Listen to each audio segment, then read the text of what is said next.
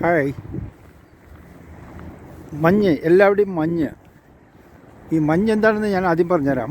മഞ്ഞ് നമ്മുടെ ഡ്രിസിലും അതുപോലെ മഴയും അതിൻ്റെ ഒരു വകഭേദമാണ് ഈ മഞ്ഞ് എന്നുള്ളത്. കാരണം എന്ന് വെച്ചാൽ ഇവിടുത്തെ ടെമ്പറേച്ചർ കുറയുന്ന സമയത്ത്, അന്തരീക്ഷ ടെമ്പറേച്ചർ കുറയുന്ന സമയത്ത് മഴ എന്തായാലും പെയ്യുമല്ലോ. അപ്പോൾ ഒന്നിൽ അത് ഡ്രിസിലായിട്ട് പെയ്യും, അല്ലെങ്കിൽ മഴയായിട്ട് പെയ്യും, അല്ലെങ്കിൽ മഞ്ഞായിട്ട് പെയ്യും.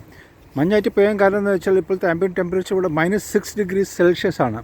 ഇന്നലെ രാത്രി തൊട്ട് ചെറുതായിട്ട് ഈ ചെറിയ പഞ്ഞി പോലെ ഇങ്ങനെ മഴത്തുള്ളികൾ താഴെ വീഴുമ്പോൾ നമുക്ക് കാണാൻ പറ്റും. പക്ഷേ ഈ സ്നോഫോളാണ് എന്നുണ്ടെങ്കിൽ ചെറിയ പഞ്ഞി പോലുള്ള സാധനം വീഴുന്നത് നമുക്ക് കാണാൻ പറ്റും.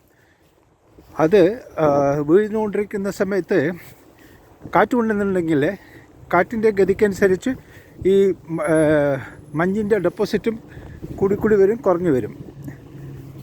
അമേരിക്കയിലെ ന്യൂയോർക്കിലാണ് ഇപ്പോൾ ഞാനുള്ളത്. ഇന്ന് 29 ഫെബ്രുവരി. ഇന്നലെ രാത്രി തൊട്ട് മഴ സ്നോഫാൾ ഉണ്ടായിരുന്നു. പക്ഷേ ഇവിടെ എന്തിനായാലും ജനജീവിതം സ്തംഭിക്കുന്നില്ല മഞ്ഞ് വീഴ്ചയിൽ. പക്ഷെ അവരൊരു ആഘോഷമാണ്. ആഘോഷം in the sense like life അവർക്ക് നോർമൽ തന്നെയാണ്, ഒരു മാറ്റം അവർക്ക് കാണുന്നില്ല.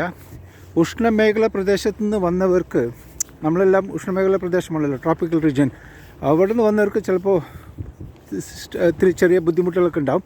അതെന്തൊക്കെയാണ് ഞാൻ പറഞ്ഞുതരാം. ഒന്നാമത്, ഈ മഞ്ഞിൽ സ്നോഫോൾ വീഴുന്ന സമയത്ത് 2 സ്റ്റേജസ് ഉണ്ട്. ആദ്യം വെറും ഇങ്ങനെ പൊടി പോലെ ഉണ്ടാവും, ഇതുപോലത്തെ പൊടി പോലെ ഉണ്ടാവും. ഇതിപ്പോൾ മഞ്ഞ് മാത്രമേ ഉള്ളൂ. നല്ല തണുപ്പുണ്ട്. ഈ മഞ്ഞത്ര ദോഷം ചെയ്യില്ല, കാരണം ഇതിൽ വഴുക്ക് അതൊന്നും ചെയ്യില്ല. പക്ഷേ മഞ്ഞിങ്ങനെ കുറേ നേരെ കെട്ടിക്കിടന്നു കഴിഞ്ഞാൽ അത് ബ്ലാക്ക് ഐസ് ആയിട്ട് മാറും. ബ്ലാക്ക് ഐസ് എന്ന് വെച്ചാൽ കാണാൻ പോലും പറ്റാത്ത രീതിയിലാണ്. ഒരു വെള്ളം കെട്ടി ഒരു ചെറിയൊരു വെള്ളം, ഏതെങ്കിലും ഒരു പ്രതലത്തിൽ വെള്ളം കെട്ടി നിന്നാൽ അതെങ്ങനെ ഉണ്ടാവും, അതേപോലെ ആയിരിക്കും ഈ മഞ്ഞ് ഉറഞ്ഞിട്ട് ബ്ലാക്ക് ഐസായി മാറുന്ന സമയത്ത്. അത് അപകടങ്ങൾ ഒരുപാട് ക്ഷണിച്ചു വരുത്തും. അതുകൊണ്ട് ഇവിടെയുള്ള ആൾക്കാർ എന്താ ചെയ്യുന്നത് വെച്ചാൽ, മഞ്ഞ് വീഴ്ച അറിഞ്ഞ ഉടൻ ഇതിപ്പോൾ ഞാൻ നടക്കുന്നത് ഫുട്പാത്തിൽ കൂടെയാണ്. ഫുട്പാത്തിൽ നടക്കാൻ വേണ്ടി സെപ്പറേറ്റ് ഫുട്പാത്തിലത്തെയും വീട്ടിൻ്റെ മുമ്പിലത്തെ ഗ്യാരേജൊക്കെ ഇല്ലേ, വണ്ടികളുടെ ഗ്യാരേജ് ഉണ്ട്. വീടിൻ്റെ മുമ്പിൽ ചെടികളുടെ മേലേക്ക് വീണിട്ടുണ്ട്.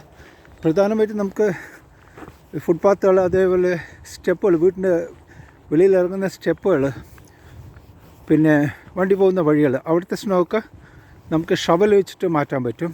റോഡിൽ മഞ്ഞ് മാറ്റണമെന്നുണ്ടെങ്കിൽ വണ്ടികൾ തന്നെ ഇവിടെ ഉപയോഗിക്കാറുള്ളത്.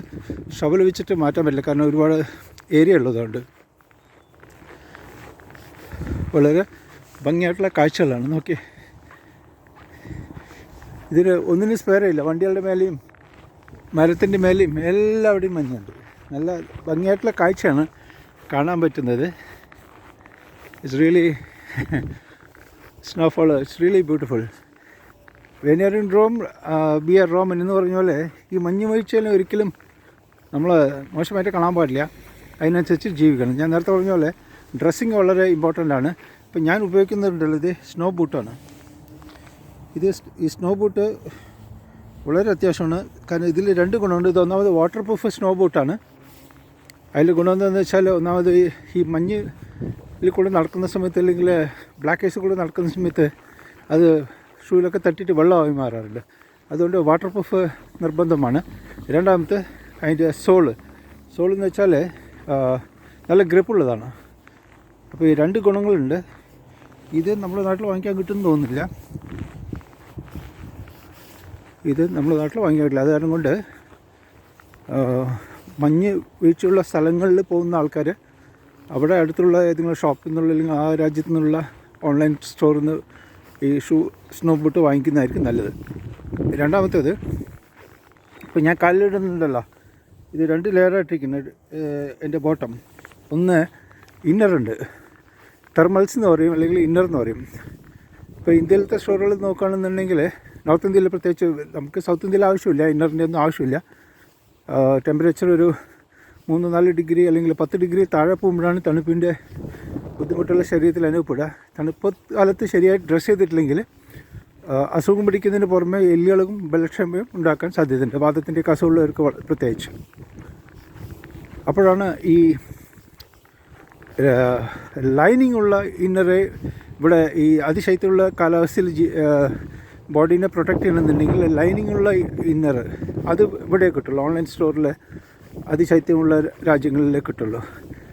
നമുക്ക് കിട്ടുന്ന ഇപ്പോൾ ഞങ്ങൾ ഡൽഹിയിൽ കുറേ വർഷം ഉണ്ടായിരുന്നു, അത് കാരണം കൊണ്ട് അവിടെ ഞങ്ങൾ ഇന്നറൊക്കെ യൂസ് ചെയ്യുന്നുണ്ടായിരുന്നു. തെർമൽ എന്ന് പറയുന്ന ഇന്നറൊക്കെ യൂസ് ചെയ്യുന്നുണ്ടായിരുന്നു.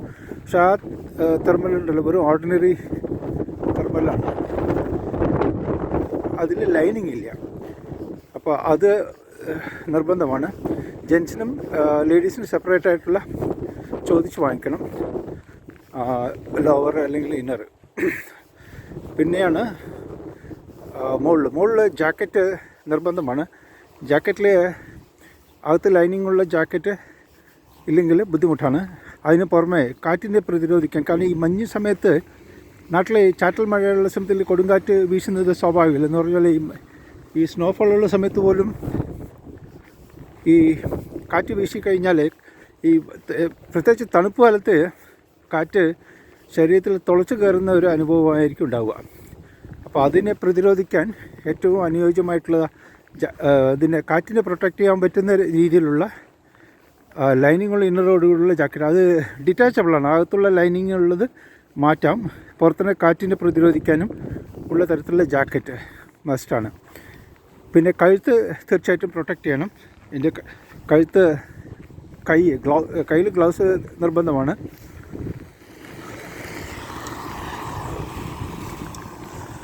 ഓക്കെ, എത്ര മനോഹരമായ കാഴ്ചകൾ.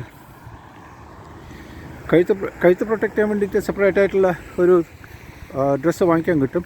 പിന്നെ ചെവിയും ഹെഡും കൂടി കവർ ചെയ്യുന്ന രീതിയിലുള്ള മഫ്ലറുകളുണ്ട്. അപ്പോൾ ഇതെല്ലാം കൂടി ഉള്ള മഫ്ലറോട് കൂടിയിട്ടുള്ള ജാക്കറ്റ് അല്ലെങ്കിൽ സെപ്പറേറ്റ് ആയിട്ടുള്ളത് വാങ്ങിച്ചിട്ട് ഇപ്പോൾ ഞാൻ നടന്നു വഴി നോക്കി എത്ര സോളിഡായിട്ടുള്ള ഫുട് പ്രിൻ്റാണ്. അതിൻ്റെ ഗ്രിപ്പിൻ്റെ ഇൻറ്റൻസിറ്റി മനസ്സിലാവുന്നില്ലേ? അതാണ് ഇതിൻ്റെ പ്രത്യേകത, ഈ സ്നോ ബൂട്ടിൻ്റെ പ്രത്യേകത. സാധാരണ നമ്മൾ സ്പോർട്സ് ഷൂ അല്ലെങ്കിൽ വേറെ ഷൂ ഉപയോഗിച്ചാൽ ലെതർ ഷൂ പറ്റില്ല. ഇങ്ങനെ വാട്ടർ പ്രൂഫ് സ്നോ ബൂട്ട് അത് മസ്റ്റ്. പിന്നെ ക്യാപ്പിൻ്റെ കാര്യം പറഞ്ഞു, ജാക്കറ്റിൻ്റെ കാര്യം പറഞ്ഞു. തണുപ്പ് കാലത്ത് പ്രത്യേകം ശ്രദ്ധിക്കേണ്ടത് വെച്ചാൽ തണുപ്പ് ശരീരത്തിൽ കയറുന്ന ഒന്നിൽ ചെവി കൂടെ അല്ലെങ്കിൽ കാലിൽ കൂടെ എന്നാണ് പറയാം.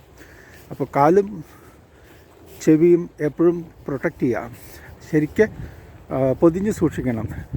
വുളൻ ക്ലോത്ത് കൊണ്ട് അല്ലെങ്കിൽ ലൈനിങ് ഉള്ള ഡ്രസ്സസ് കൊണ്ട് ഇത് വെക്കണം. അപ്പോഴേ നമുക്ക് തണുപ്പിൽ നിന്നുള്ള പ്രൊട്ടക്ഷൻ കിട്ടുള്ളൂ. എന്തായാലും ഈ വീട്ടു മുകളിലൊക്കെ ഉണ്ട് ഐസ്, വണ്ടികളുടെ മുമ്പിലും അതുപോലെ മരങ്ങളും. ഇപ്പോൾ ഇനിയിപ്പോൾ സ്പ്രിംഗ് സീസൺ വരാനായി. സ്പ്രിംഗ് സീസൺ എന്ന് വെച്ചാൽ വളർച്ചയുടെ കാലമാണ്. സ്പ്രിംഗ് എന്ന വാക്കിൻ്റെ അർത്ഥം തന്നെ വളർച്ച എന്നുള്ളതാണ്.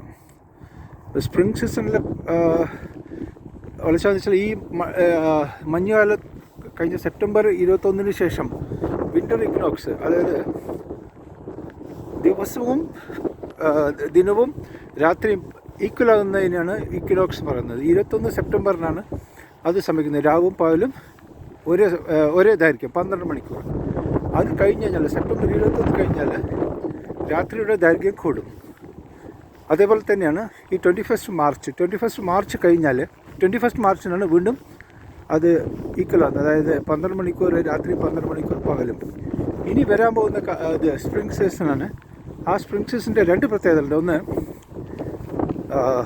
ദിനത്തിൻ്റെ ദൈർഘ്യം കൂടെ, അതായത് സൂര്യൻ നേരത്തെ ഉദിക്കും, നേരത്തെ വൈകിട്ട് അസ്തമിക്കുള്ളൂ.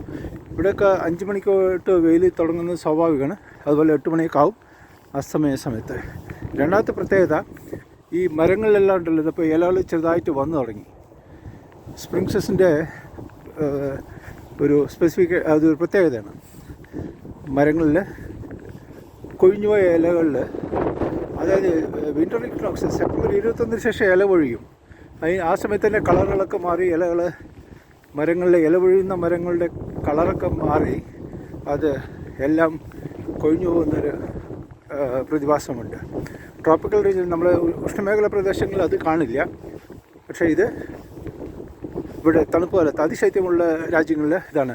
അവിടെ സർവേ ചെയ്യാൻ പറ്റുന്നത് ഫൈക്കസ് രീതിയിലുള്ള ഈ ക്രിസ്മസ് ട്രീയില്ലേ അതേപോലത്തെ ഇതെല്ലാം നിൽക്കും. പിന്നെ ചില വെറൈറ്റി ചെടികളുണ്ട്, അത് മാത്രമേ എവർ ഗ്രീനായിട്ട് നിൽക്കുള്ളൂ. ബാക്കി എല്ലാ ചെടികളും മരങ്ങളും ഇല പൊഴിയുന്നതാണ്. ഈ 21 മാർച്ചിന് ശേഷം ഈ മരങ്ങളിലെല്ലാം നല്ല രീതിയിൽ ഇലകൾ വരും. അത് നല്ല രസമാണ്. അപ്പോൾ ഗ്രോത്ത് ഈ സ്പ്രിംഗ് സീസണിൻ്റെ കാര്യം മനസ്സിലായല്ലേ, മഞ്ഞ് സ്നോഫോളിൻ്റെ കാര്യങ്ങളും മനസ്സിലായെന്ന് വിചാരിക്കുന്നു. Thank you for watching.